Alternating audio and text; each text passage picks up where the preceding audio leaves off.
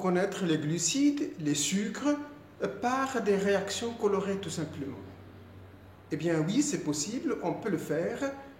Il s'agit tout simplement de les chauffer, ces sucres, et puis de les mettre dans un milieu qui est acide. Les mettre à chaud et dans un milieu acide, ils vont se cycliser les sucres et ils vont donner des composés qu'on appelle des furfurales, qui sont des composés cycliques qui vont réagir avec d'autres phénols, toujours dans le milieu acide et à chaud. Ils vont générer des composés qui absorbent de la lumière dans le visible et qui vont tout simplement donner une coloration dont on va exploiter pour dire qu'il s'agit de tel ou tel sucre. Regardons le détail. Comment les sucres vont donner des colorations caractéristiques qui permettent de les identifier rapidement.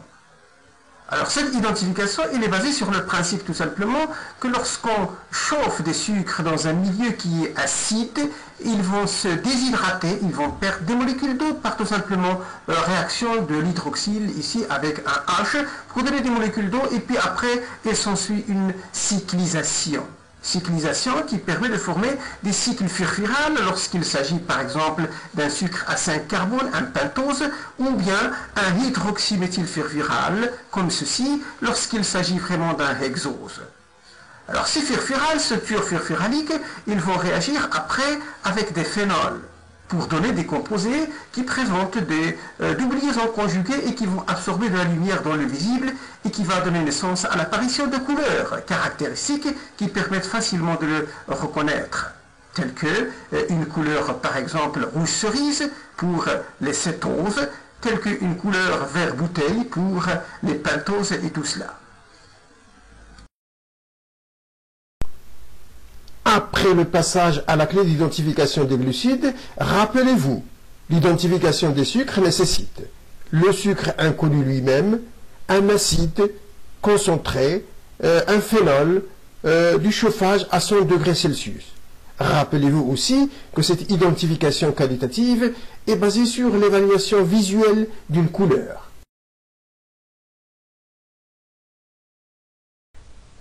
Identification des glucides ou des sucres, elle se base sur des réactions chimiques obtenues en milieu acide et à chaud et on peut partir d'une solution dont on ne connaît pas le sucre et on commence d'abord à se poser la question, est-ce que c'est un sucre?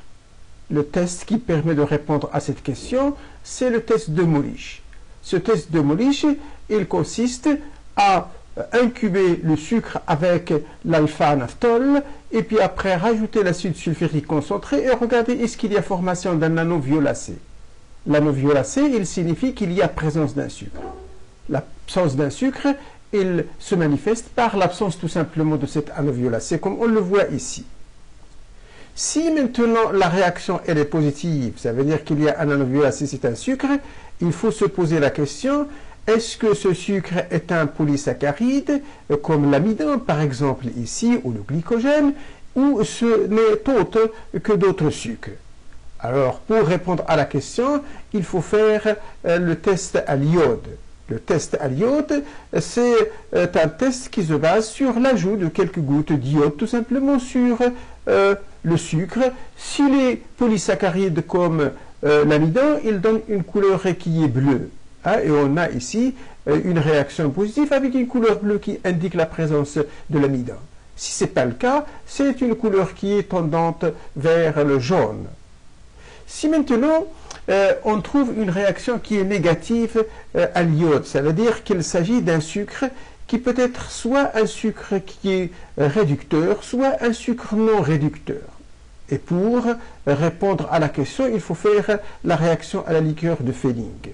Les sucres réducteurs, si vous voulez, ils vont réduire le Cu++ qui est bleu au Cu+ qui est rouge. Et à ce moment-là, on obtiendra un précipité de ce genre, comme on le voit ici, un précipité rouge. Et la réaction, elle est positive et on peut dire qu'il s'agit effectivement d'un sucre qui est réducteur. Alors, supposons que maintenant, j'ai trouvé qu'il s'agissait d'un sucre qui est réducteur. Et le cas ici, par exemple, à ce moment-là, il faut que je me pose la question, est-ce que c'est un monosaccharide ou c'est un disaccharide réducteur? Pour savoir ceci, il faut faire la réaction de Darfeld. Cette réaction de Darfeld utilise aussi le sulfate de cuivre, la réduction du cuivre, mais dans des temps précis. Si on obtient un précipité rouge au bout de 2 à 5 minutes, il s'agit d'un monosaccharide réducteur.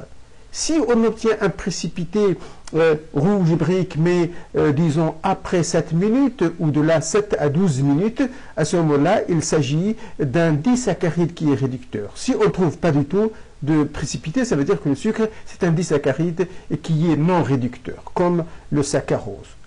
Alors après, on peut se poser aussi la question, après monosaccharide, si c'est monosaccharide, il faut se poser la question, est-ce que c'est un cétose ou c'est un aldose? Est-ce que c'est un sucre qui porte la fonction aldéhyde ou c'est un sucre qui porte la fonction cétone tout simplement? Alors il y a une réaction qui est caractéristique des cétoses qu'on peut utiliser, c'est à travers le test de Selivanov. Test de Selivanov qui donne une couleur qui est rouge cerise, rouge foncé comme on le voit aussi lorsque la réaction est positive, qui montre la présence des cétoses tout simplement. Et la réaction lorsqu'elle est négative, il donne une autre couleur, par exemple rose pâle ou des choses comme ça.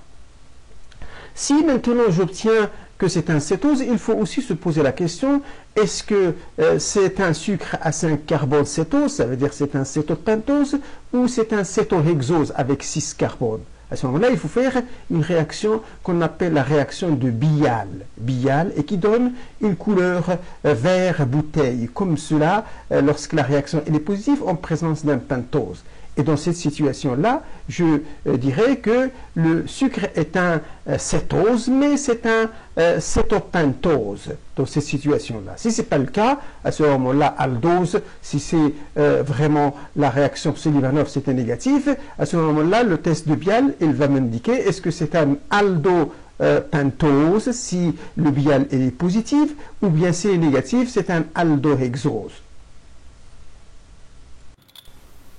Évaluer visuellement une couleur dans l'identification qualitative n'est pas une tâche facile.